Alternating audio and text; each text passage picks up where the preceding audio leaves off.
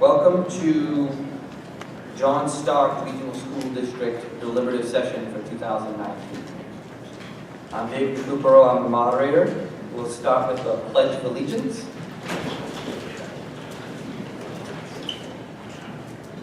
Pledge allegiance to the flag of the United States of America and to the republic for which it stands, one nation, under God, indivisible, with liberty and justice for all.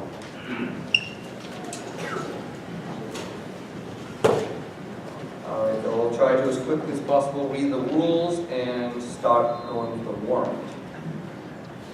He says, the rules we'll be using this evening are the rules of the moderator.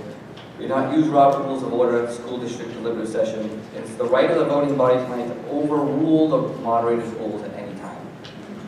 We will discuss one article at a time. Once a motion is made and seconded, the person who made the motion will be allowed the first opportunity to speak to the motion. If you wish to speak to a motion, I ask that you state your name and address clearly.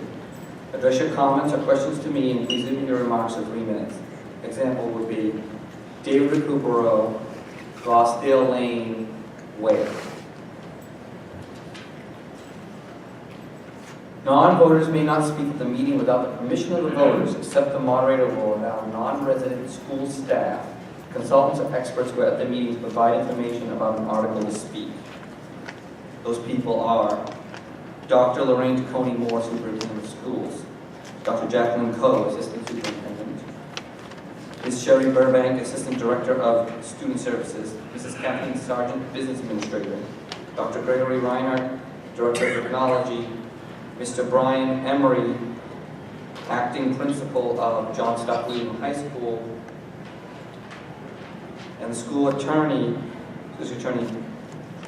Barbara Lohman, from Sol Leslie Kidder Saywood and Lohman PLLC.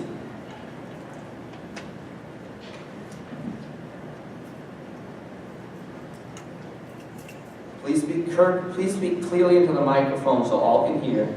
Please be polite and courteous while others are speaking. Please be respectful of others' opinions and their right to express them. Please allow others who have not had a chance to speak the courtesy of speaking before you approach the microphone for a second time. We'll have only one amendment on the floor at any one time. All warrant articles, including petition articles, may be amended. Amendment may not change the subject matter of the warrant article. Furthermore, no amendment may be made to any contract warrant article whatsoever. If you are going to propose an amendment, please write it out ahead of time. After you have made the motion for the amendment, please give me the written copy so the school district clerk and I can have it corrected. When it appears we have reached the end of discussion, we will move on to the next warrant article. Any vote taken this evening will be regarding the wording of the article as it appears in the ballot. No articles will be voted on for passage by the district. In addition, any 5 voters may require that the vote on any article or question be by secret ballot.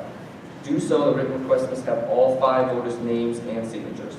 All 5 voters must be present and identified, and the request must be presented to the moderator at either the opening of the meeting or prior to the end of the debate on the article in question.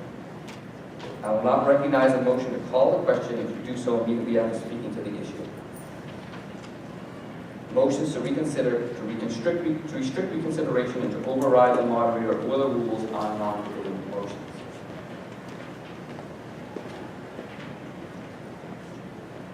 So we'll get to the warrant. John Stark School District, State of New Hampshire, 2019 school warrant. The inhabitants of the school district and the towns of Penneker and Weare qualified to vote in district affairs. We hereby notified to me that the John Stark Regional High School cafeteria, 618 North Stark Highway, Weare, New Hampshire, on Friday, the 8th day of February, 2019, at 7 p.m. to act on Articles 1 through 7. Ballot voting for the election of officers and on Articles 1 through 7, as acted on by the deliberative session, will be held on Tuesday, the 12th day of March, 2019, at the Penneker Community School, 51 Western Avenue, Penneker, with the polls opening at 7 a.m. and closing at 7 p.m. Weare Middle School, 16 East Road, Weare, with the polls opening at 7 a.m. and closing at 7 p.m.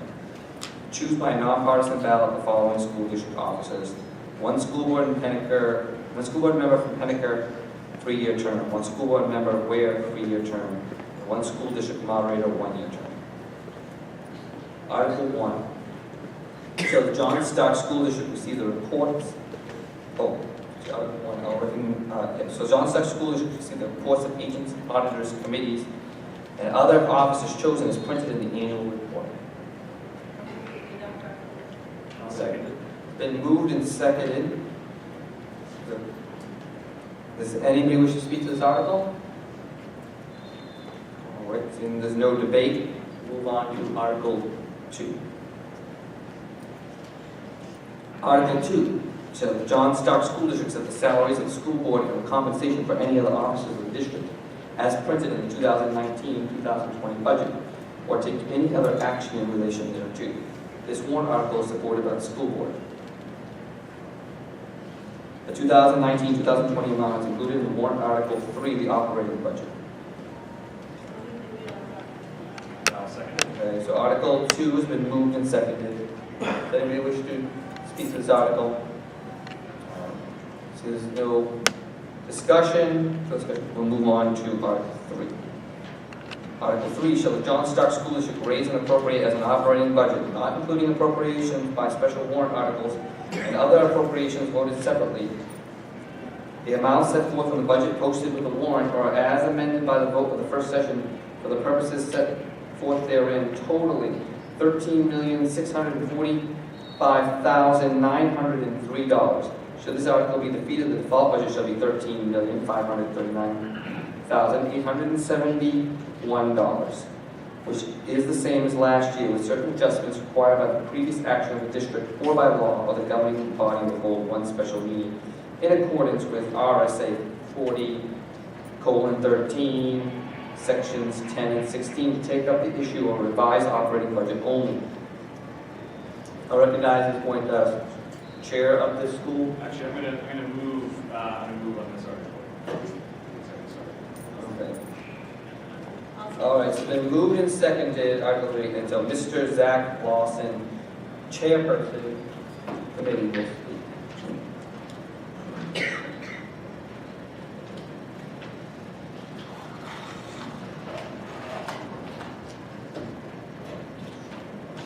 Try not to play the computer here while I'm doing this.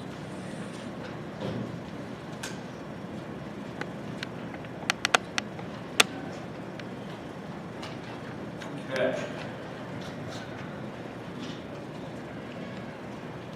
Mr. Moderator, thank you all for coming out tonight.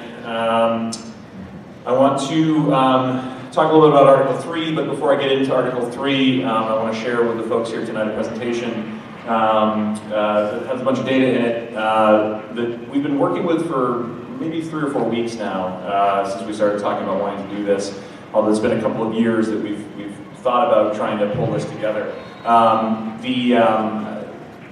What I've done is I've pulled some data from the Department of Education site, as well as some data from the SAU regarding salaries and budget bottom lines. And what I want to go over with you this evening is, let's see here. Let's let it load here. A couple of topics related to historical budget performance. We're going to look at some statewide comparisons to where John Stark is sort of shaping up amongst other schools within the state.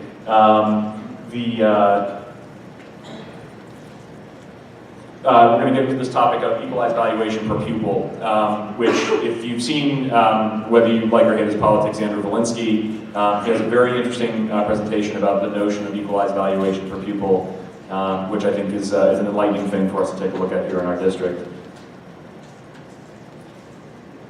The other thing I should add is that everything that you're seeing here is actually going to be available on the SAU website. So if you cannot see what's going on the screen here, I understand and appreciate that, but you can check it out on a web browser when you are able to. So the first item that we're looking at here is it's going to show some enrollment changes here in the state of New Hampshire. We know here within our district, as in many districts, that we've been dealing with some declining enrollment across the state. And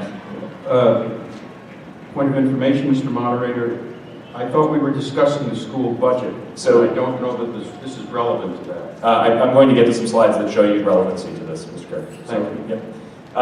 So the reason I want to show this to you ultimately has to do with what's been affecting our district here, as well as other districts around, and sort of our performance in this environment, okay? So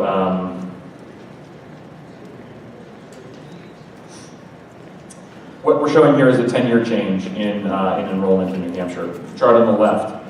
As we start to see this, the orange squares or the orange towns are ones that are having reductions in population, where blue is having increases in populations. The reality is that there's more orange here than there is blue, and as we go along further, the state actually is getting more and more orange as we ultimately wind up with less, like a declining enrollment, we'll say, across the state, okay? And the reason that I want to show you this is to sort of confirm what we've talked about, what we see with our own data here, but also what we see across the rest of the state. There are some notable exclusions or exceptions here, some communities that are actually in this SAU. Stoddard has had actually some growth over the last 10 years, and some pockets of other communities out in the seacoast and that sort of thing. When we started looking at this, we realized that there is a little bit of what seems to be an uptick in this particular area here, and it's pretty close to our district ultimately, between Henniker, Hopkinton, and then you can see that there's actually been an increase over 10 years in Hopkinton. So instead of just the 10-year look, we looked at it over a 5-year look as well, and I'll just sort of skip right to the end here with that 5-year look to say that there is actually a brighter spot here. Over 5 years, the picture is not as bad as it has been over 10. In fact, there's been some growth in some of the communities in this area here, as we had suspected. So the ultimate point to this is that while we know that historical enrollment has declined around the state, and certainly in our area, we believe that we might be on the beginning of an upswing, especially with the information about influx in population, minor as it is, overall to the state. So we'll be watching this closely as we sort of look ahead. This next slide is designed to sort of show where John Stark ranks amongst other schools in the state, just all other schools, all other districts in the state. The reason that there's 2 lines here actually is because this is done on a town basis, so there are technically 2 districts here in Weare, one of them being John Stark and the other one being the Weare School District. And I'm not sure how easily these red lines will show up, but in all instances, the one to the left is John Stark. And this first box is showing where we are with respect to average teacher salary across all districts within the state. We're just slightly north of sort of the middle of the pack here at John Stark, where obviously is much further down the line.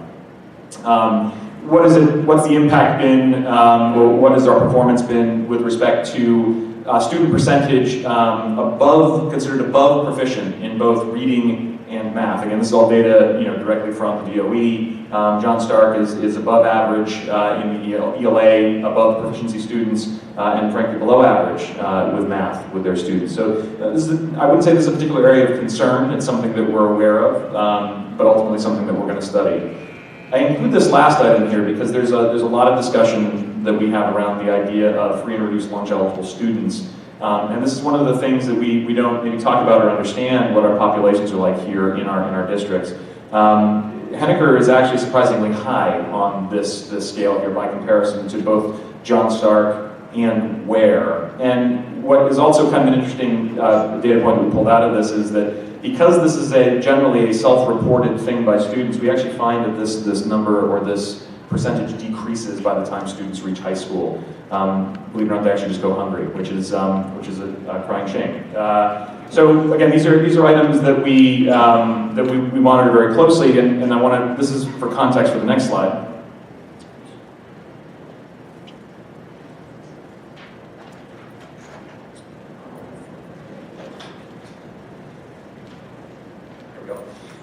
So this is what I was talking about with equalized valuation per pupil. The concept of equalized valuation is the sum total of all of the property value within a town, less certain utilities and other state mandated items which you can subtract from that amount.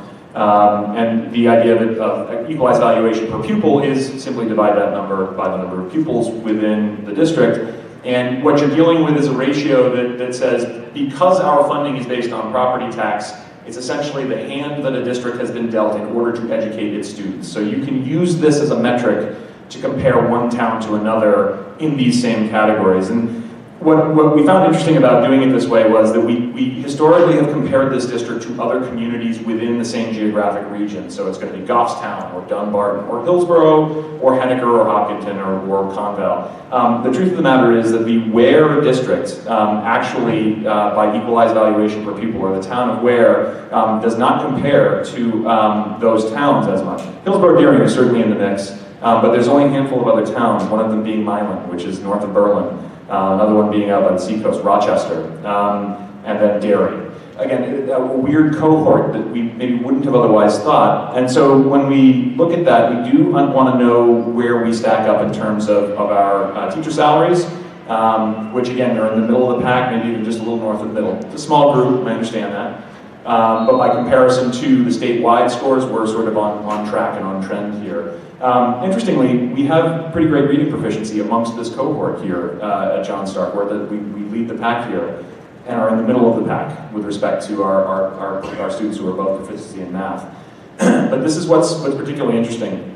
We do not have a high, both here at John Stark or in Weare, we do not have a high cohort of free and reduced lunch eligible students.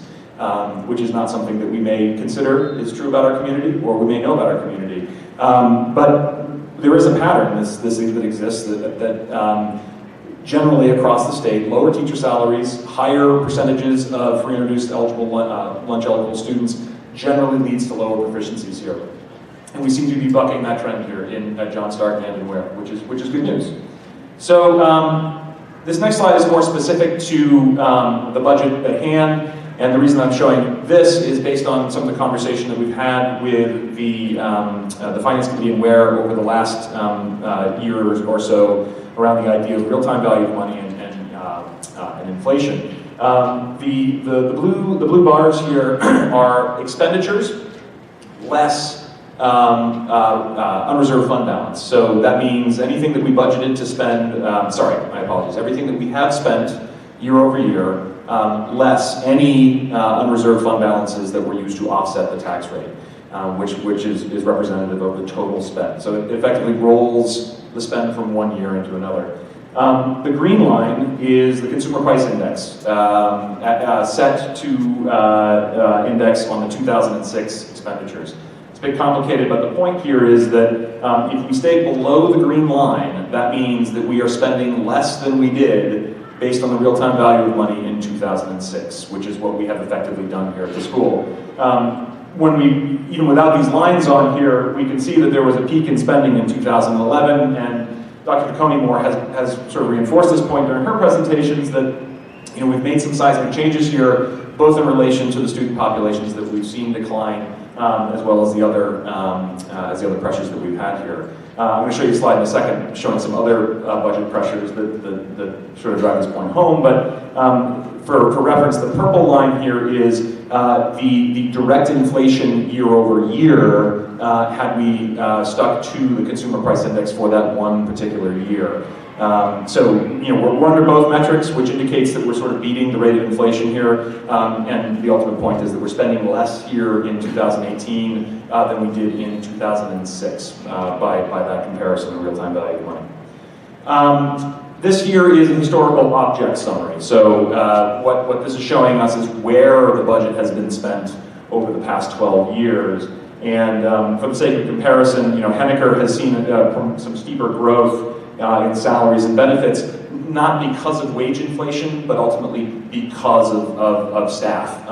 We've seen a reduction in staff here since the beginning of this, so we've been seeing salaries sort of hold steady. 14.7% growth over a 12-year period in salaries, 55% growth in health insurance over that same period, which seems like a lot, but ultimately we saw an 80% number in Henniker, for instance. So, and this number here, purchase services, we've actually seen a net reduction in purchase services, which includes out-of-district placement and other kinds of services like that, of 26% over that 12-year period. So we're very satisfied with the way that we've been able to manage this spend over the 12-year period, in spite of some pretty serious headwinds, particularly in the benefits space here, right?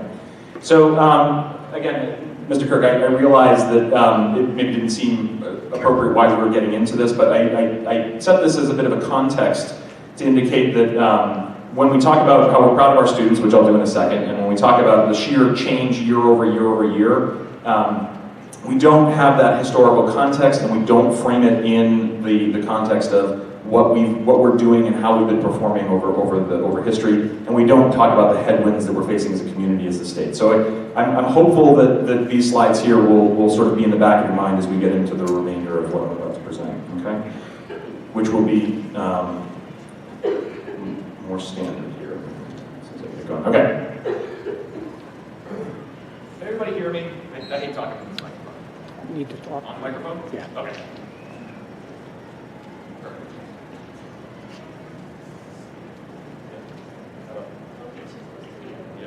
You bet. Okay, there we go. Perfect. All right. So I'm going to share core values first here, okay? We're a community of learners who engage our minds in the pursuit of individual academic growth, social awareness, and community involvement. Our learning occurs in a safe and caring environment with regard, respect, and integrity. A couple of highlights, or a series of highlights about our school that I'll share with you over the past year. Our first robotics team won quarterfinal match at Governor's Cup this past year. We've had a very strong team over the years, and this is an indication that we keep getting stronger. We should be very proud of that fact.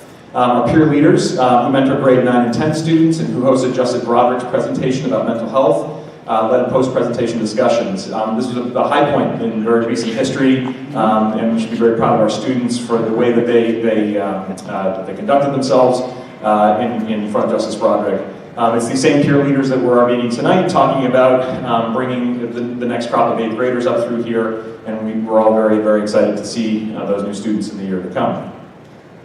The broad participation in theater opportunities, including the fall production of Newsies and New Hampshire Educational Theater Guild Fall workshops. Our students are also actively involved in the community through blood, toy, and food drives, and then we offer all sorts of other opportunities between We the People, DECA, and the Concord Regional Technical Center.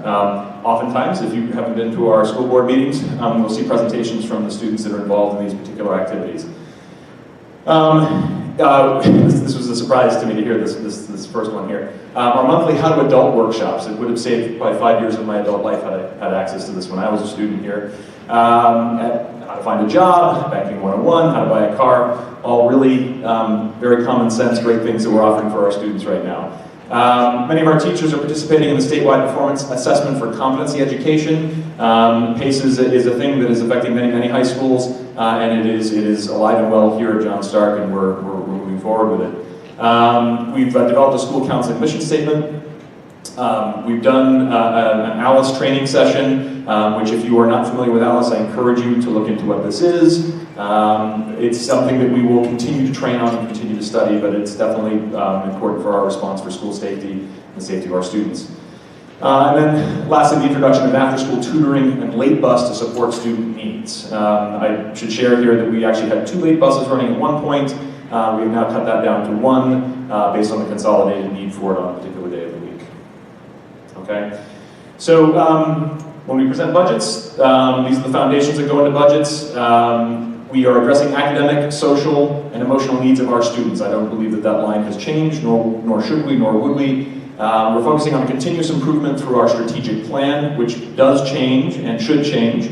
We review that yearly. We talk about it during our retreat, and ultimately it's something that changes as the landscape and environment changes. We offer 21st century learning opportunities and provide a variety of co-curricular offerings in athletics. We're very, very proud for a small rural school to provide as many as we do. I should also add that we have board policy that is good at starting these things up and good at dismantling these things if student interest drops off. So we're very happy that we can do this as nimbly as we possibly can.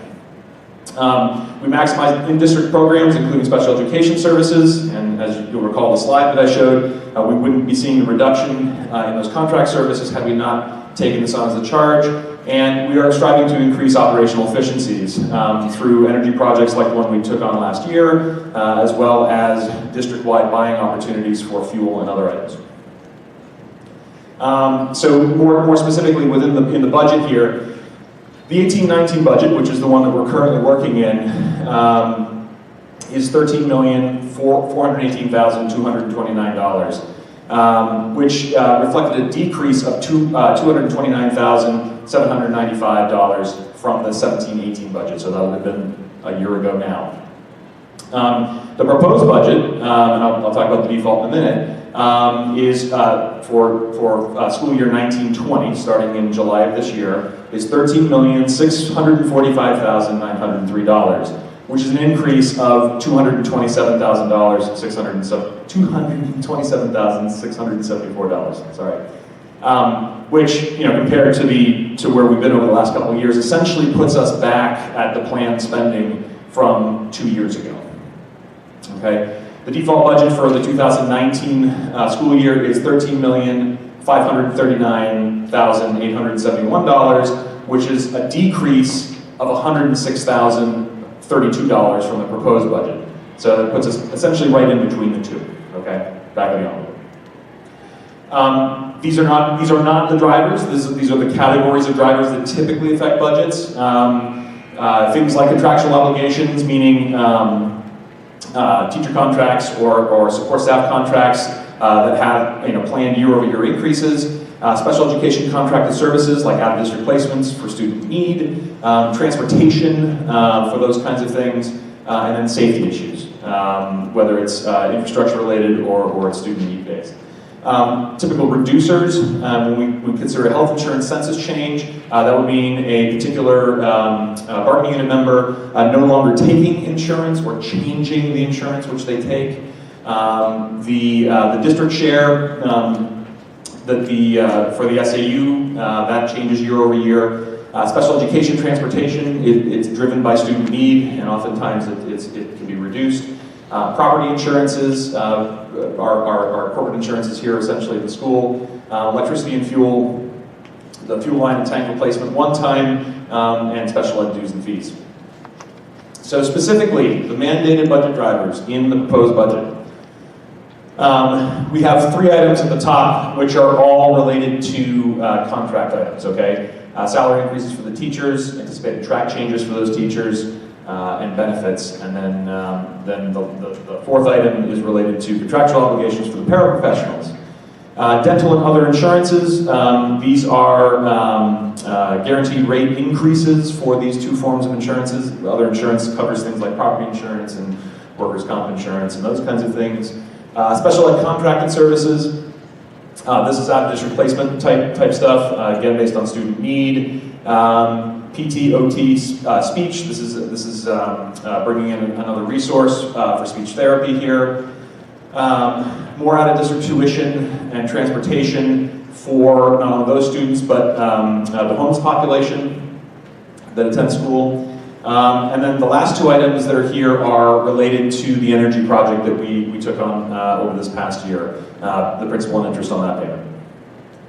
Other items which we are proposing in this budget is $4,100 in building upkeep, some books, some software, some replacement equipment, particularly in the technology space, non-union salaries, which is an increase for all of the non-union staff, that would be the administrative staff, office of the principal, and those folks.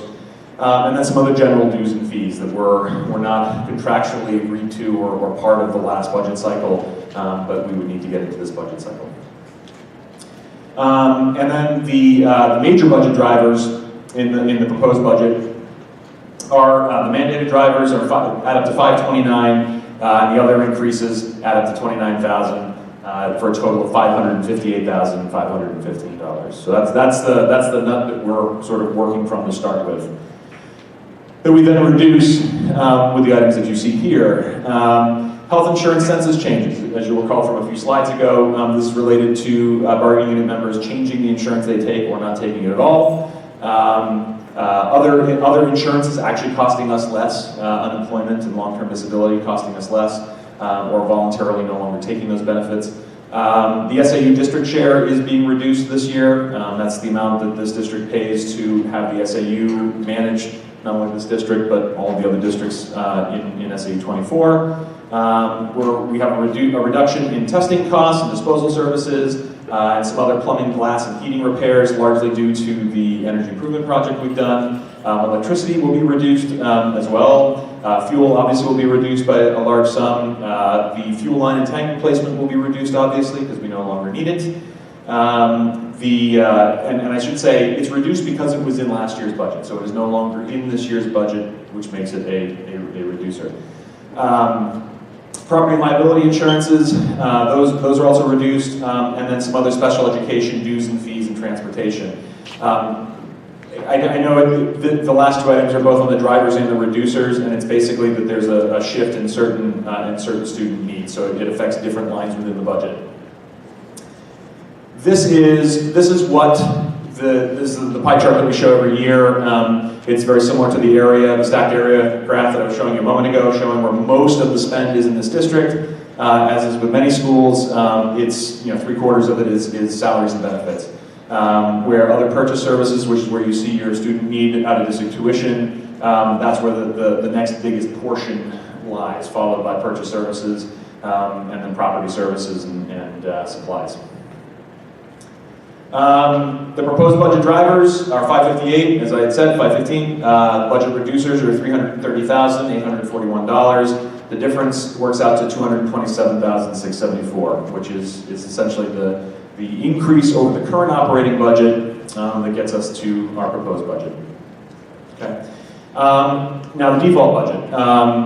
Under SB2, the default budget consists of the current year's budget figure minus one-time expenditures, plus or minus contractual obligations, anything related to health or safety issues, or anything mandated by law.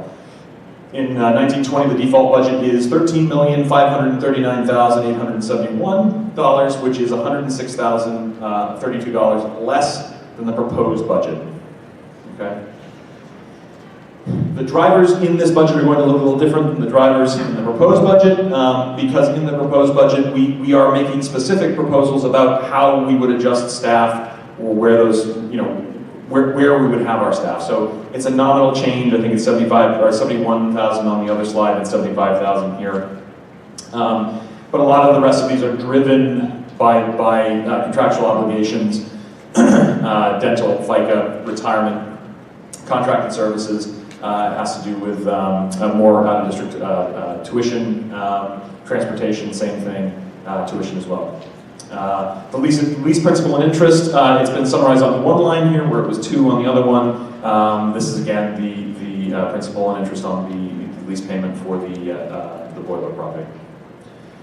The total drivers here amount to $465,217. And then, working from the last voter-approved operating budget, the following adjustments are made to this particular default budget. So, the census changes from the support staff and the physical education equipment, which was a safety issue, add another $10,000, or roughly $10,000 to the default budget. So, between the mandated drivers and the other drivers, the total increase in the default budget is $475,450. We then offset that by these reducers, many of which are the same that we had seen in the proposed budget.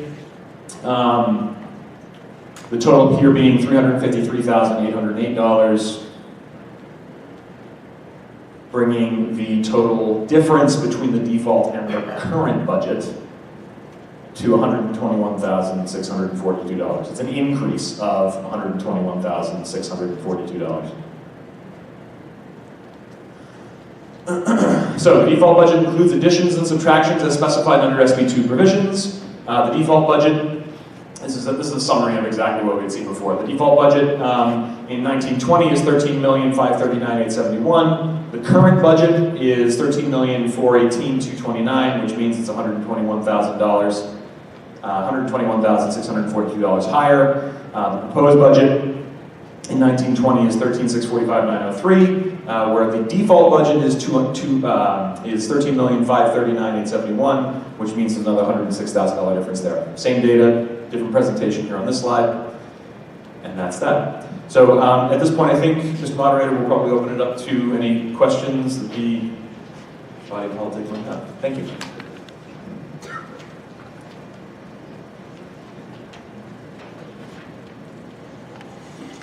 So I'll sit point, I'll recognize the chair of the Weare Finance Committee to deliver their report. The Finance Committee recommends this article. The proposed budget of $13,645,903. Budget represents a 1.6% increase over the 2018 operating budget. The bulk budget of $13,550,703 is a 9.9% increase. The committee believes the school board has developed a budget which balances the educational needs of its students with what the taxpayers can afford in the current economic climate. Thank you. Does anybody else wish to speak to this article? Please come to the microphone.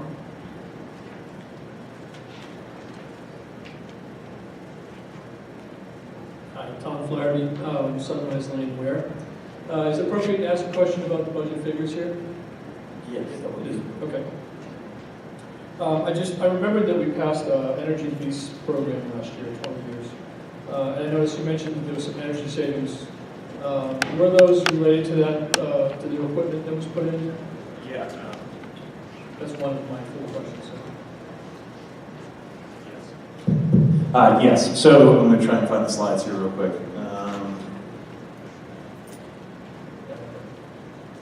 Yeah, so fuel, electricity, those are items which are savings related to not just the boiler that was replaced, but transformers that were also put in and other energy efficient lighting projects that were all part of this major project. Yeah. Okay. Yeah, you got it. So that comes to about 94,000, those two anyways.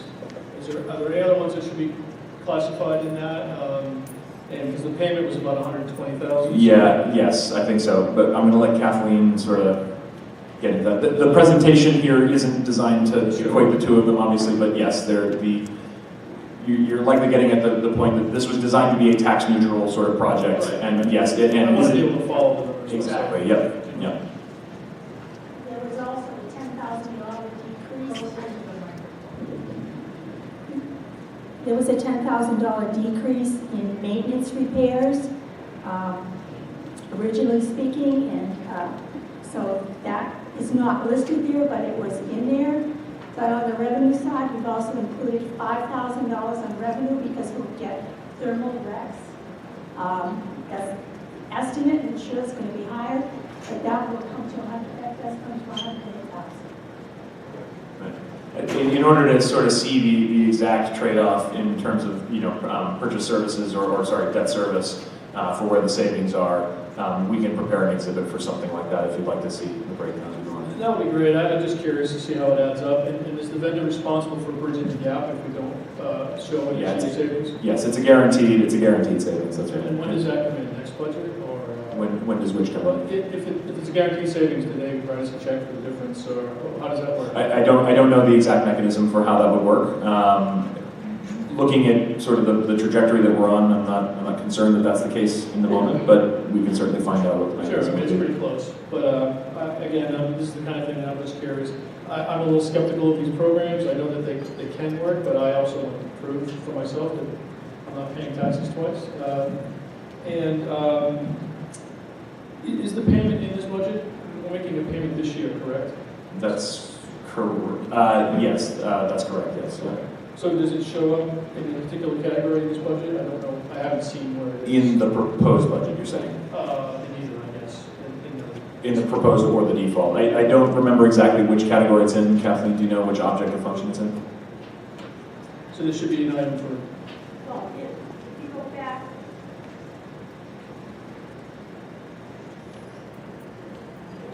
interest on lease payment, principal on lease payment. Right. But you're looking for it in the specific objects, right? Well, no, it's okay. I mean, I can find that in the budget now that I know kind of how it's classified. That's about it. All right, and that's, yeah, I think that was my question. Okay, Appreciate it. thank you. Anybody else wish to speak to this article?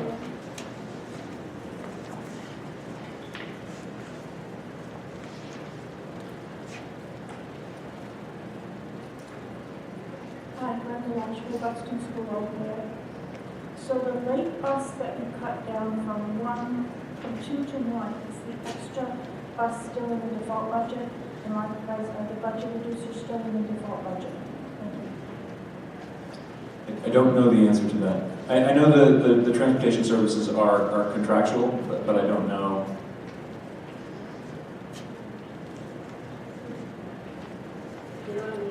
They're not in either of them. Which calls the question whether we'd be able to offer that service next year is the bottom line. Right.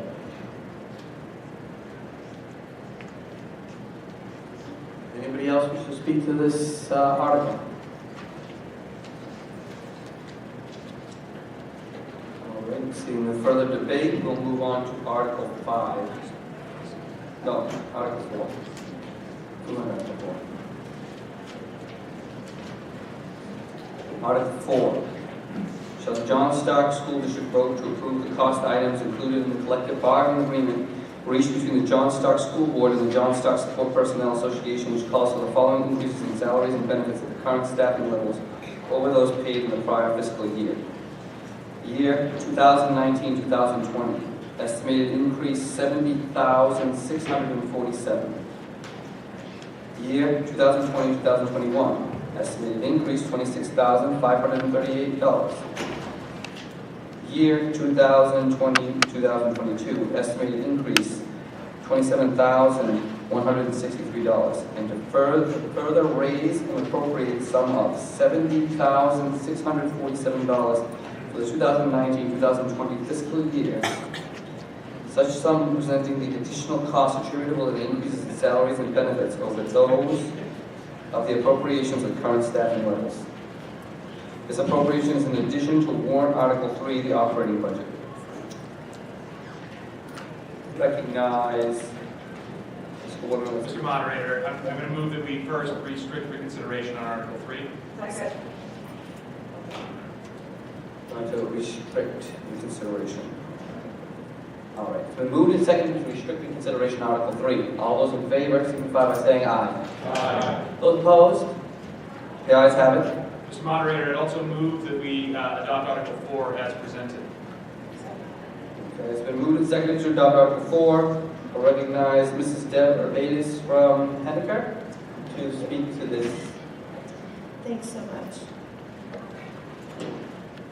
So, Zach and I were able to negotiate with the John Stark support staff a contract that we think will benefit the school in several ways. We've had a lot of difficulty hiring and retaining support staff. So support staff includes several categories of folks.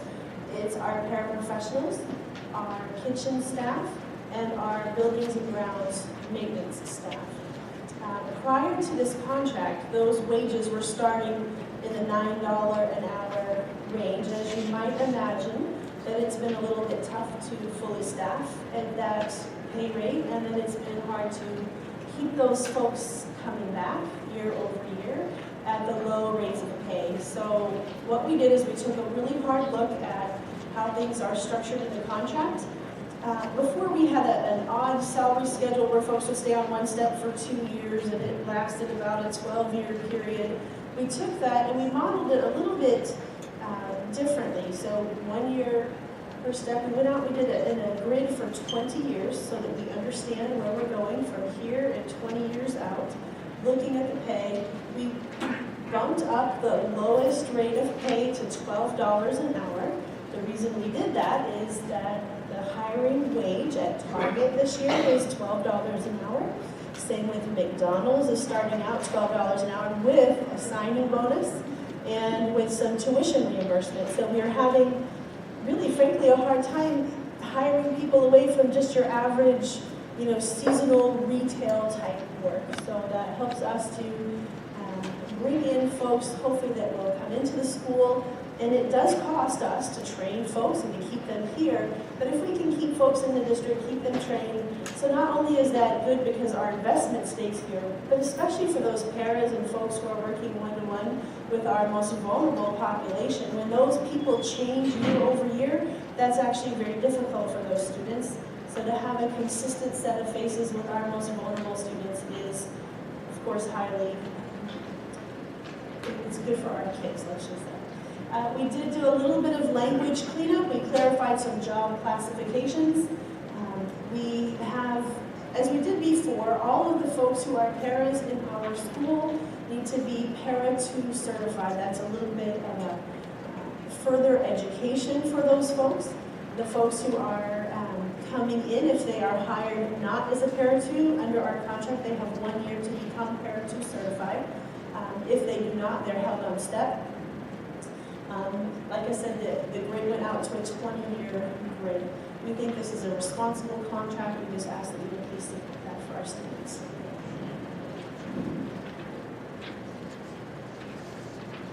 I recognize the Chair of the Finance Committee. The Finance Committee recommends this article. This is a 3-year contract for the support staff at Stark. This includes paraprofessionals and other support staff. The district has identified difficulty in hiring and retaining personnel to fill these positions. The contract would provide pay increases to alleviate this problem. The costs are $70,647 in year 1 and an additional $26,538 in year 2 and an additional $27,163 in year 3. The cumulative increase over presents costs after 3 years is $292,180. The committee believes the increased costs are warranted to meet staffing needs. Thank you. Does anybody else wish to speak to this warrant article? Frank Campana, Weare. First, I want to thank the Finance Committee for putting the cumulative dollar amounts in there. So my question is now this, I'm not trying to amend the contract. Boy, you might object to what I'm going to ask. Is it still the philosophy of the John Stark School Board not to make that cumulative number known? You have not done a presentation, and you will be writing some type of literature that will go out to the voters. So, let me answer the first question first, which is, it's not the will of the board to not make it known. I want to address that head on and say, if Lori hadn't brought it up, we would have obviously shared the number. We knew you were likely to ask the number, so I got it written down here as well, 292,180. I think the second half of your question about whether we are going to share it in the mailer or the information that comes in the mailer, the answer is yes. I believe we're gonna talk to these 3 numbers. I forget the exact language that I had written to give it to Patty, but we had talked about the idea that this was a cumulative number. So it's not, we're not trying to hide anything, Frank. It is no, I get that, and I look back to last year when I was trying to get that number out for the teacher's contract. That did not happen. So I didn't know if it was going to be this year, this year. I have to go take a look at what we have already drafted for the mailer, but okay. I can talk to you about that after this. Okay, thank you. Sure. Anybody else wish to speak to this warrant article? Noticing there's no further debate, let's move on to Article 5. I'm going to move that we restrict reconsideration on Article 4. Second. It's been moved and seconded to restrict reconsideration on Article 4. All those in favor, please signify by saying aye. Aye. Those opposed? The ayes have it. Article 5. So the John Stark School District vote to raise and appropriate the amount of $28,353 for the cost of 1/3 of school resource officer to be divided among the Weare School District, John Stark Regional School District, and the town of Weare. Warrant articles regarding the school resource officer must pass in both school districts and the town in order to be approved. This appropriation is in addition to Warrant Article 3 of the operating budget. I'll move that we adopt Article 5. I'll second. Okay, it's been, Article 5 has been moved and seconded. Our unrecognized school board member, Mrs. Deborah Bates. Thanks so much. So Article 5, we're asking the voters to support at John Stark 1/3 of a school student resource officer, that would be a police officer, that would be sharing his or her time between John Stark High School and the students at the schools in the town of Weare. And it is very important to realize that we are putting this out here, understanding that this only is a go if it is voted in John Stark and in Weare and in the town of Weare. So if any one of those three voting bodies does not approve this, then there will not be a student resource officer. The reason we're asking for this, many-fold. It's no surprise that we're certainly concerned for student safety in all of our schools. We're taking that very seriously this year with several safety measures. We feel like a resource officer would be a good addition, not because that person is going to be stationed here 100% of the time, but that person would build some relationships with our students, and by being a consistent face that those kids could come and have conversation with, report things that are perhaps out of the ordinary, become a positive face and a positive relationship between the students and the local police force. We believe that would be a positive addition. This would certainly be an on-site person to help with our emergency operations drills, things that we're doing, the ALICE protocol here in the school. That person would be able to help with those drills. Essentially just one more resource for us to help create a positive, safe learning environment. I'll be frank with you, is that we absolutely understand that there are parts of our community that are not probably very excited about this, and we understand that. So we put this as a separate warrant article. We did not put this in our main budget. This is a separate warrant article so that you have the opportunity to put a thumbs up or a thumbs down on this as you so choose. We did bring it forward because we do feel like this would be a good resource for the school and for our students. So I'm sure if you have questions, we're happy to answer those at this time. And I'll recognize the chair of the Weare Finance Committee to speak to this.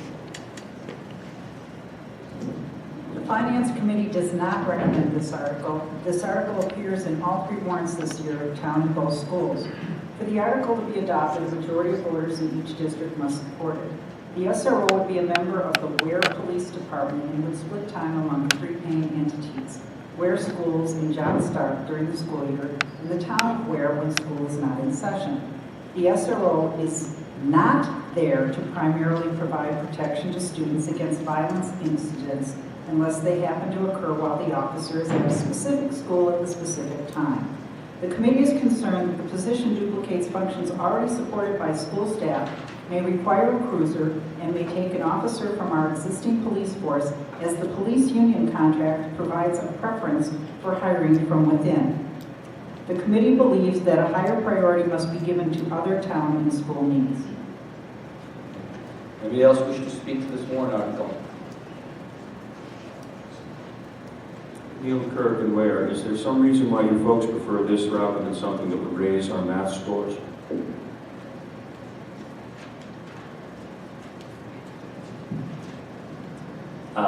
Thank you for the question. I don't know that is at all what the article is suggesting, that we would prefer to do this over raising math scores. I think that this has been a recurring topic for discussion over the last 2 or 3 years, and this is the way we are trying to propose this particular solution as it stands about this warrant. And I guess I'll reiterate the point: this warrant has nothing to do with math scores. This warrant has everything to do with an SRO. Thank you. George Booker, 147 South Stark Highway. Are you stupid, Neil? We've got schools that are being, kids are being... Mr. Moderator. No, I would ask that you have respect to the other people at the meeting. Would you, pardon, Neil, I apologize. Respectfully, sir, please. Respectfully, sir.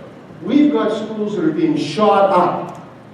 Texas just put in a school resource officer with everything, IDs, guns, $6 million. And this finance committee cannot approve $28,000. What are you going to do when someone dies in this goddamn school? This is ridiculous. Somebody could walk in that door tomorrow and kill 50 people, and somebody's worried about math scores. This warrant article should be hired. It should be a full-time officer at all 3 schools. And there should be better security in some of the schools. I know you guys are trying to do the best you can. But when I hear $28,000 and the finance committee can't approve it and somebody's worried about it not being comparable to math scores, that's a bunch of garbage. Thank you. I'll add one item to this. Thank you for your comments, sir. This is exactly the point that I had brought up in sort of relation to this article. There are 2 sides to this argument. This is why this is a particular warrant article, and I appreciate both sides of the impassioned feelings on this particular article. Thank you.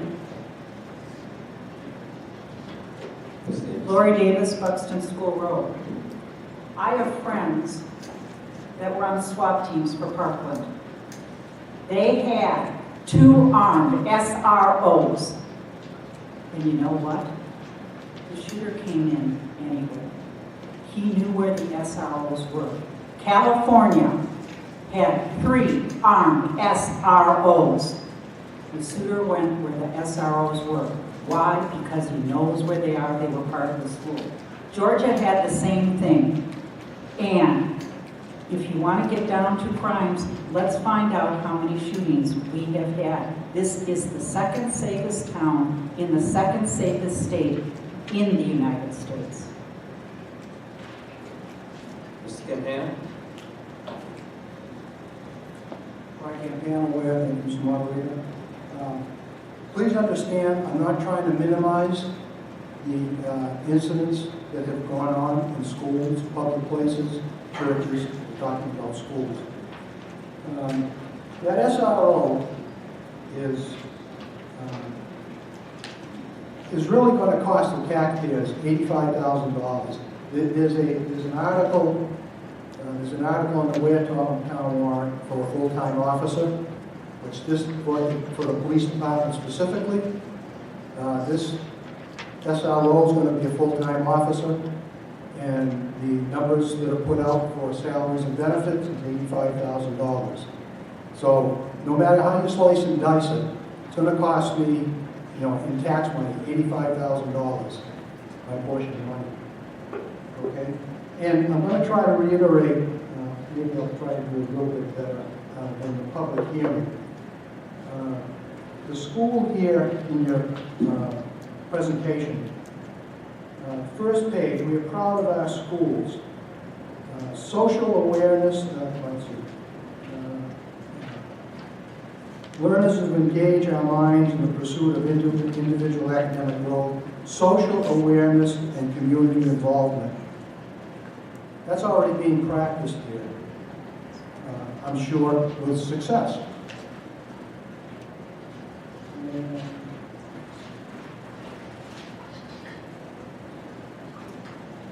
On the budget foundation part of it,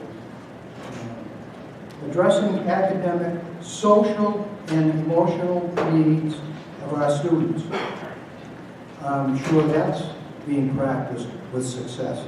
So, the kids are doing the right thing.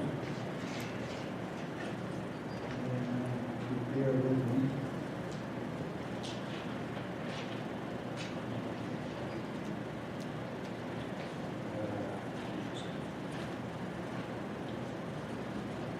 On the portion of the presentation of Article 5 specifically, page 9, for the resource officer, building positive community relationship with students and police department. That's very specific, okay? I'm not willing to spend my portion of $85,000 for an officer friendly. I'm absolutely not willing to do that. And the thing that's left out of this is the parents' involvement. In my day and age, I presume it still goes on. My grandchildren are being taught that, there's respect. I was always taught, respect your elders. That's probably pretty old-fashioned now. But, that's a lot of money. And this, again, this $85,000, that's only salaries and benefits. The Finance Committee highlighted a couple of things, a car being one specific. Your first resource officer was, I think, Joe Kelly. The school or here, the police department, they had a car donated to him. He got it painted, all done up, nice and red. That was his own car. Who's going to cover that expense? I don't want to cover that expense. And the argument is, well, he has to take it home. You know, he used to live on the dump road, Mellow Road in Weare. He doesn't live there anymore, so that's why I mentioned it. All right? He can take it home. Because the rationale was, well, why should he take his personal car to the police department, get in the school resource officer car, come here, then at the end of the day, go to the police department, drop that car off, and, you know, and then take his personal car home. You know, maybe the next resource officer is going to live like our police chief lives in Maine. You know? So there's much more that enters into this for expense. This is a Thank you for your comments on this, Frank. I'll reiterate the point that I made during the public hearing, which is I hear you. You're obviously passionate about this. We've heard from another member of the public tonight who's impassioned in the opposite direction. This is why we propose these as warrant articles, because clearly it's a I don't want to say a contentious issue, but it's one that has strong opponents and proponents on both sides. So as a school board, we've written this as we would see this position fitting in with the school here. Everybody else is going to draw their own conclusions, and they're going to support it or oppose it in which way they're going to do it. So I appreciate you bringing that up, and I also appreciate, already I can't say the gentleman's name, but I appreciate him bringing his view forward as well. Thank you both. Anybody else wish to speak to this warrant article? Mr. Clough. Tom Clough, 125 Conference Stage Road, Weare, New Hampshire. It's my personal opinion. I think a school resource officer is important, but my concern with this article is that I believe that it's spread too thin, trying to cover all three schools. In the past, when we've had a school resource officer just covered the high school, I think that's a more effective use of that person than trying to do too much and in the process not doing enough. Thank you. Anybody else wish to speak to Article 5? Mr. Nace. Brian Nace, 195 Common Stage Road, Weare, New Hampshire. A little bit like Mr. College just said, my father was actually a principal at Alvin High School 20 years ago, and they had an SRO in the building at Alvin, which is Hudson. And he would tell you he was probably the most valuable person in the building through his years there. Now, he had an unbelievable one, and he would tell you he wasn't sure if he was just such a great SRO, or was the fact that his circumstances, he knew these kids from elementary, and they basically moved up after a couple of years being elementary, they moved up to the high school. But there was only one, there was one for the whole Alvin, and then there was another one for the elementary schools. So I think it's a great program. Again, if you can afford it, and I do think it's worth my taxpayer money. I would love, I don't have any kids anymore at Johnstock, I would definitely approve an SRO. Thank you. Thank you. Is there anybody else who wishes to speak to Article 5? It appears that we've reached the end of discussion on Article 5. We'll move on to Article 6. Move to restrict reconsideration, Mr. Moderator. Second. Been moved and seconded to restrict consideration on Article 5. All those in favor signify by saying aye. Aye. Those opposed? No. And the ayes have it. Article 6. Shall the Johnstock School District vote to raise and appropriate up to the amount of $30,000 any surplus remaining at the close of the current fiscal year to be added to the Johnstock School District Special Education Expendable Trust Fund. It's been previously established in March 2012 for the purpose of meeting the expense of unanticipated special education costs. This appropriation is in addition to warrant Article 3, the operating budget. I'll recognize Mr. John Move that Clancy. we adopt Article 6 as written. Been moved and seconded to Article 6. I'm going to recognize Mr. John Clancy of Henniker from the school board to present said article.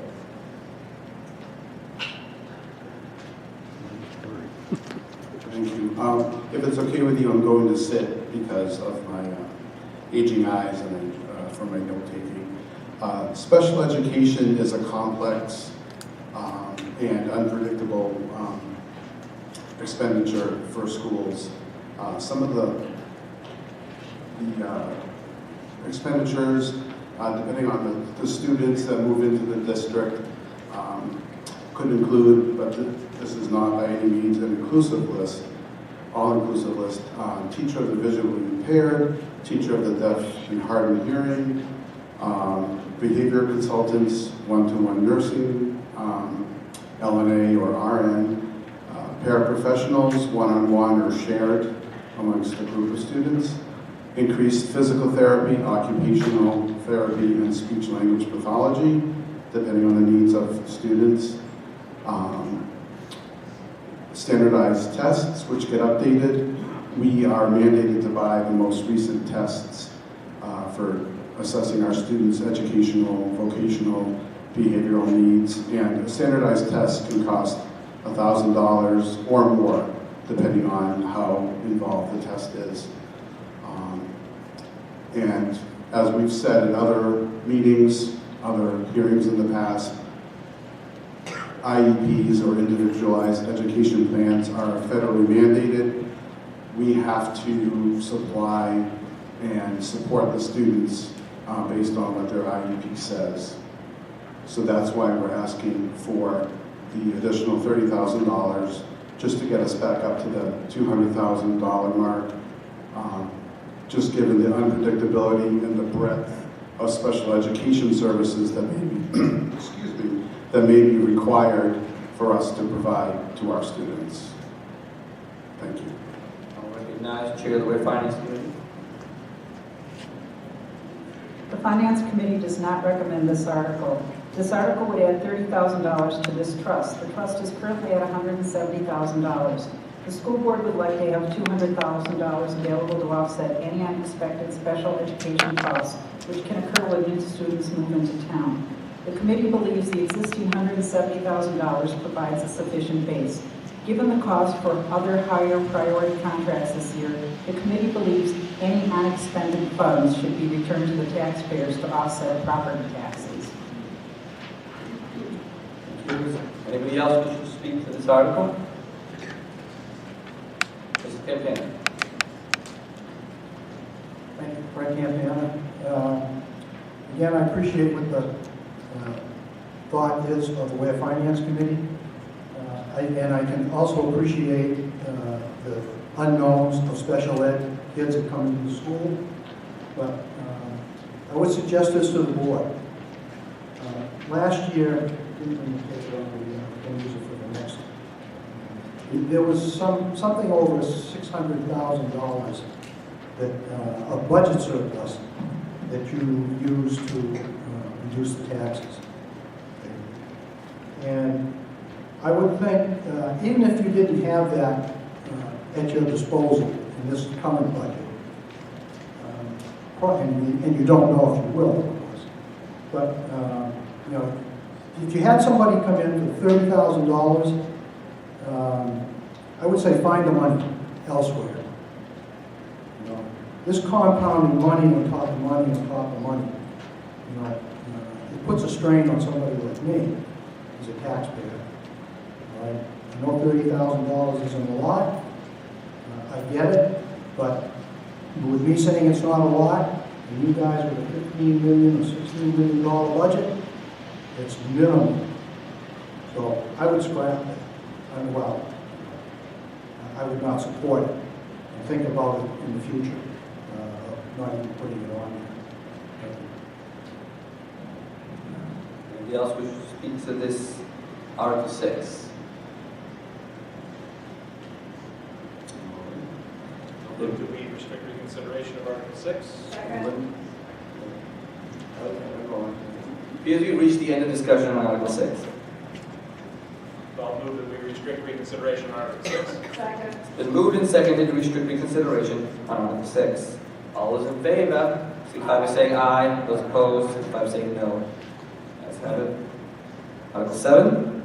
Shall the John Stark School District vote to establish a John Stark Regional School District Expendable Trust Fund under the provisions of RSA 31:19-A for the purpose of capital improvements and to raise and appropriate up to the amount of $200,000 of any surplus remaining at the close of the current fiscal year to be added in this fund.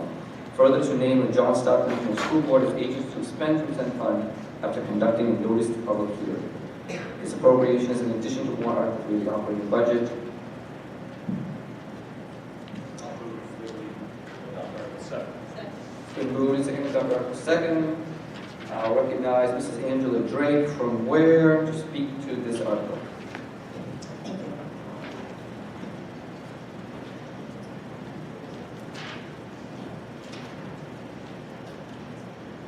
Over the past 3-4 years, our building and grounds crew, our team at John Stark, in conjunction with our facilities subcommittee, has been working toward creating a CIP, a capital improvement plan. And we've been doing this to get a handle on what we have to address in this building. The building's over 30 years old, and so it's starting to require replacements for equipment and infrastructure at or exceeding its life expectancy. In general, the way that the default budget is created does not allow for one-time maintenance items of this type. It's more of a preventative maintenance, ongoing maintenance, is what is allowed in our default budget. Our intention is to maintain the capital improvement plan as a living document, plan for the life cycle expiration of mechanical and building requirements in a considered way. We have two main items that will require replacement, primarily the roof structure and ERVs. ERVs are energy recovery ventilators. They're rooftop units that essentially cycle in fresh outside air, and pre-warms it to reduce the load on the HVAC system. We have 11 ERVs and many different pieces of roofing on our building. We're nearing the life expectancy of these units. Some are in better shape than others, so we can phase in the transition of new units over a number of years. The roofing also has varying life expectancies, but we have leaks that have been repaired and continue to monitor and repair, but are also showing signs of requiring full replacement. It is our intention to create this fund so that we can maintain this building in a way that helps us preserve the integrity of the building and continually improve its energy efficiency. The Facilities Subcommittee has been working on the capital improvement plan for over 3 years to plan for and do their best to mitigate emergent and costly situations brought on by equipment failure for the considered and planned replacement of items as they age out. So that is the intention behind and the purpose behind this warrant article, to help fund the replacement of these equipment as it ages out in our 30-plus-year-old building. Thank you. I'll recognize the Chair of the Weare Finance Committee to speak to this article. The Finance Committee does not support this article. The new article would establish a new trust fund for future capital improvements to the school and its grounds. It would also appropriate up to $200,000 from any remaining surplus at the end of the year to go into the fund. In the future, the school board desires to have flexibility in expending funds on whatever project they choose after a public hearing. The committee believes the school board should identify specific projects and cost in annual warrant articles. It should be noted the school district also has other trust funds available to help offset costs. The committee supports returning unexpected funds to the taxpayers to reduce annual property taxes. Point of clarification there, Mr. Moderator. Lori, to your last point there, the capital improvement plan does contemplate of the other funds in conjunction with this new fund that we're looking to set up. So I just want to make, I understand. I just want to make sure that that's clear as we're discussing it here tonight. The capital improvement plan is the list of projects. There is a roofing fund. There is a buildings and grounds fund. There are other funds which we had intended to use as funding sources for this, in addition to this fund becoming sort of like the single fund that would sort of override all these in the future. We would not seek to fund the other funds, just this fund. Try to shoehorn fund one more time. So, thank you. Mr. Whitlock. Matt Whitlock of the College of Learning Weare. A question of clarification. This fund, if there's money in it, the board can expend from it after presenting in a public hearing, right? That's correct, yes. Yeah. Does it require a vote of the taxpayers to expend from? It does not. Now, I think there are some ways to set up funds that do. You might have better success passing this if you put that gate in. Thank you for the feedback. I think the mechanisms that we're most familiar with are capital reserve funds and expendable trust funds. We generally, as you can see, opt for the expendable trust funds because it does require that public hearing so that we have to share the projects and how they're going with voters. Anybody else wish to speak to this item? Mr. Campana? Last time, Frank Campana. Thank you, Weare. First of all, I'm very reluctant because of issues that go on at the local town government when boards are agents to expend. I certainly understand that there are issues that needs to be done and it should be done. But I'm very reluctant to vote for this kind of money. And I think over the life of it is hard for me to it's $3 million. Yes, over the life of over the the life, CIP. right? I get that. Page that I didn't bring up last time. Last year, it was a little over $640,000 of budget surplus that you had. Now, obviously, you can't bank on that every year. I'm realistic, of course.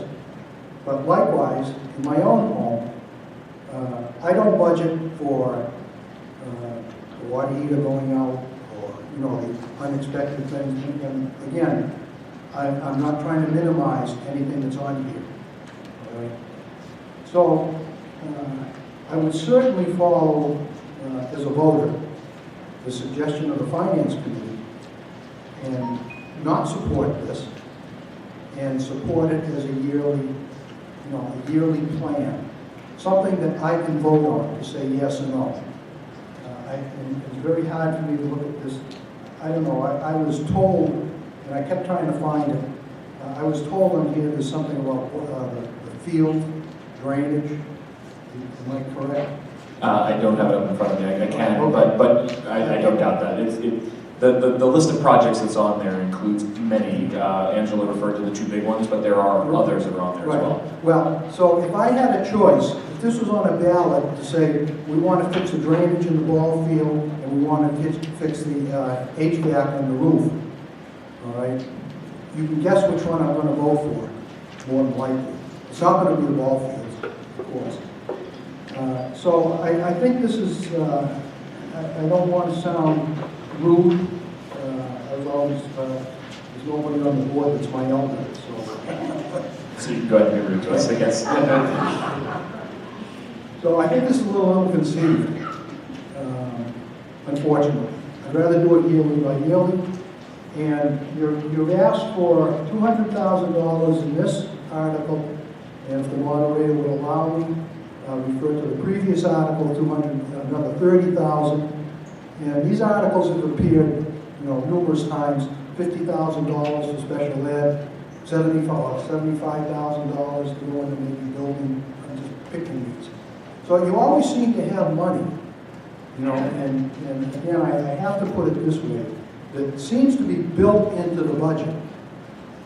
All right, that's a lot of money, $230,000 that you're asking for. Give that back to me, put it on a separate article, and let me choose. I may need a new roof on my house, so I'm not going to spend $30,000 if I had the choice. I'm not going to spend $30,000 for special ed, because I know you've got $170, and I know you have extra money in the budget to cover $30,000. So, give me the opportunity, and maybe, the 3 or 4 other people between the two populations that want to head in an opportunity.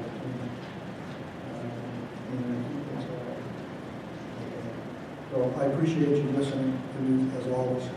Thanks.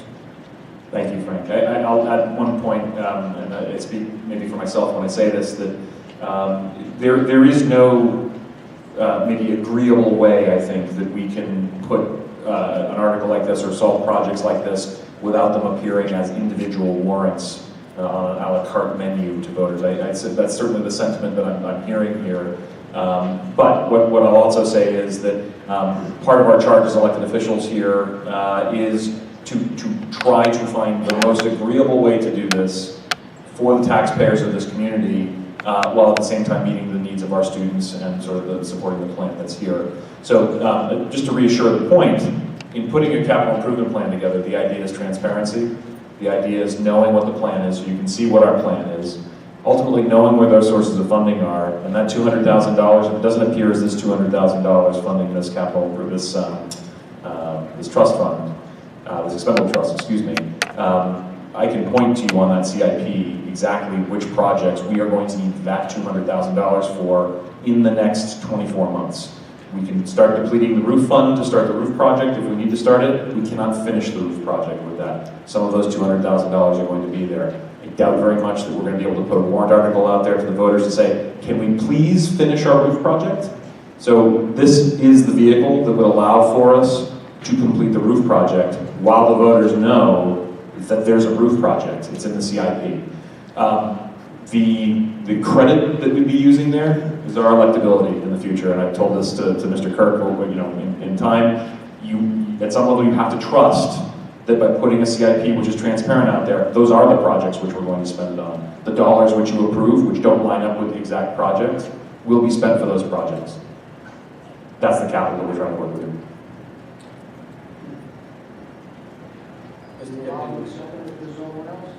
Yeah. I did have one other question. That's why I was kind of hesitating to leave the mic. The HVAC repair, which is black letters, about 2/3 of the way, a third of the way down. Yeah. I thought in the presentation for the update of the system, I thought I heard them say something about you did, things on the roof, which would be HVAC. We had 2 or 3 that were in very, very serious disrepair that we were hoping to include in that project. But I hope everybody remembers this part. I had said on repeated occasion we would not be doing this in a non-tax neutral way. So we could not accommodate the repair or replacement of those 2 items in the project and still have it be tax neutral. So we need to do it. That's why they appear here. Maybe this is self-serving, but I'll take the opportunity to point out we could have done that. We could have included them in the project. It would have gone back on the promise for this not to be tax neutral, but instead we opted to do this. So that's again, I'm maybe pleading with you that this is where we'd like to see this happen. Yeah, I thought that's what I heard, and it sounded like that they were important pieces. They are. I mean, maybe one of the things we can do in the future is show some of the pictures of the heat wheels and sort of the disrepair that we're seeing there. We are going to need to find a way to replace at least 2 of these units in the next year, in all likelihood. Just as long as I thought I remember they were initially included, and I understand changes. I appreciate that. Thank you. Anybody else who would like to speak to Article 7? As we reach the end of discussion on Article 7. I'd like to move to restrict reconsideration on Article 7, please. It's been moved and seconded to restrict reconsideration on Article 7. All those in favor say aye. Aye. All opposed? No. The ayes have it. That is the end of the warrant articles. Is there any other business to bring for this meeting? I will entertain. I will move to adjourn. Vote has been moved and seconded to adjourn. I'm going to ask point of order, if that's... Yes. Point of order. The handout, the handout that I received of that, you didn't do anything and didn't explain any of the tax. Oh, yes, sorry.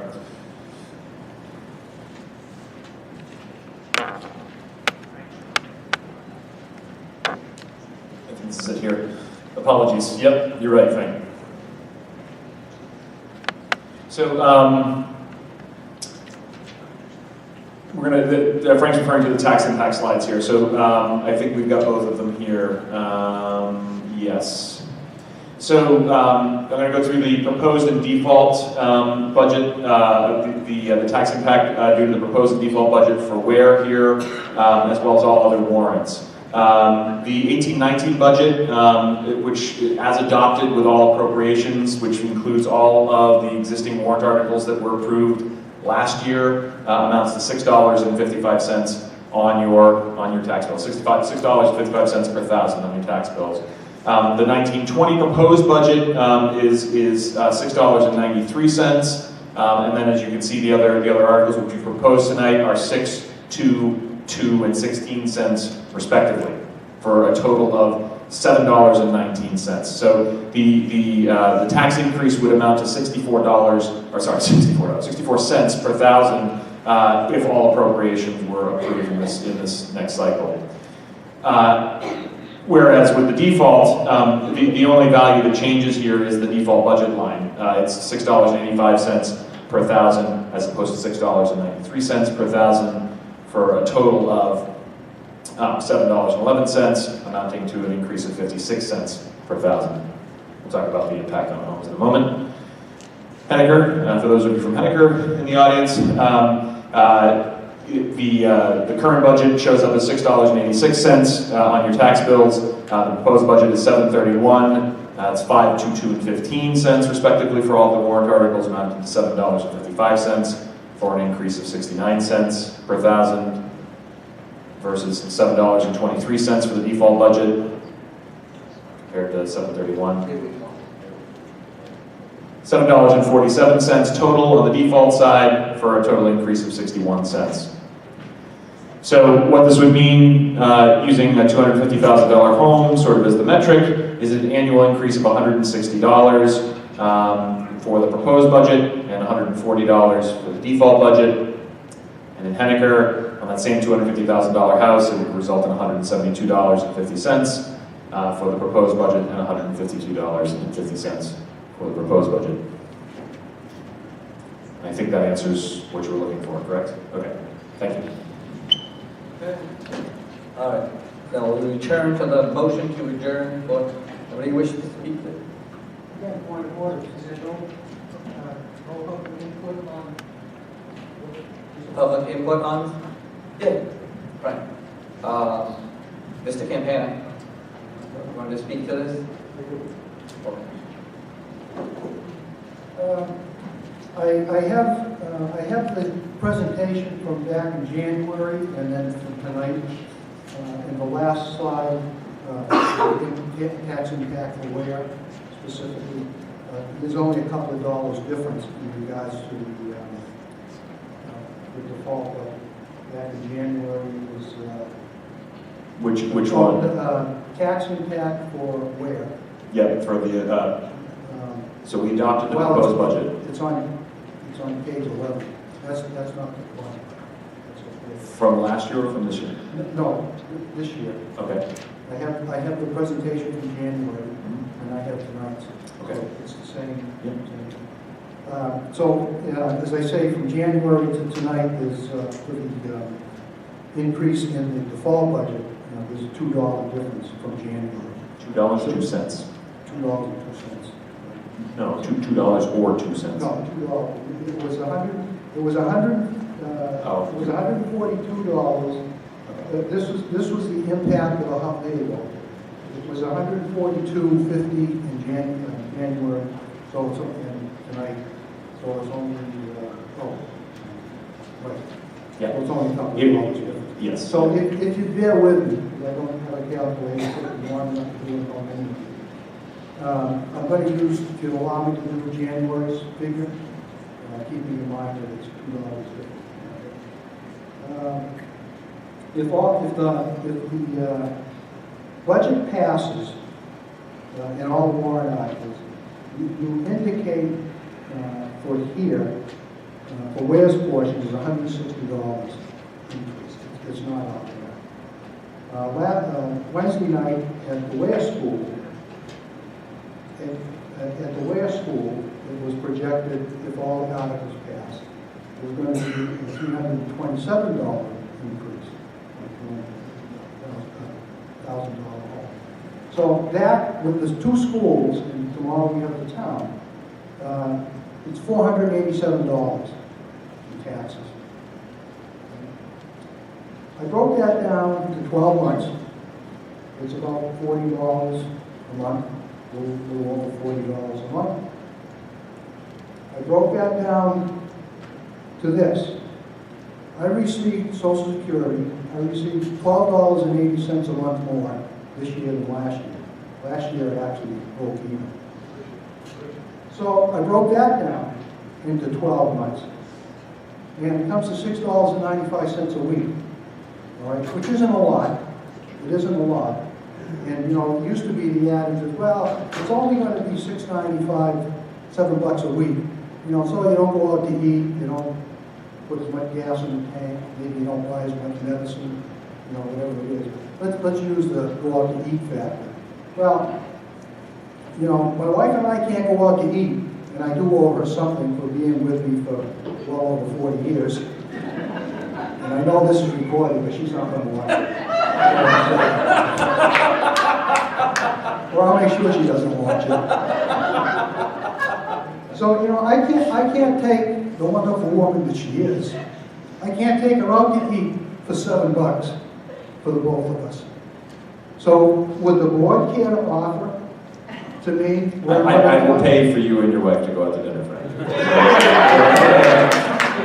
$7 a week. It's a week now. I'll give you my home address. No, but of course, in all seriousness, you know, it all adds up. And I don't really know what the town is. I should know. Get an idea. So, you know, it's a lot. I know things have to be done, but, you know, I have to maintain a roof over my head, too. And that's, you know, that's a consideration. So again, thank you very much. Yep, no, thank you for sharing. Appreciate it. All right. Anybody else like to comment on these numbers before we return to the motion to adjourn? All right, so it's a motion to adjourn on the floor. Been moved and seconded. Anybody who used to speak to that motion? Okay, I'm not hearing anybody speaking to the motion. So all those in favor of adjourning, please say aye. Aye. Those opposed? Ayes have it. We're adjourned.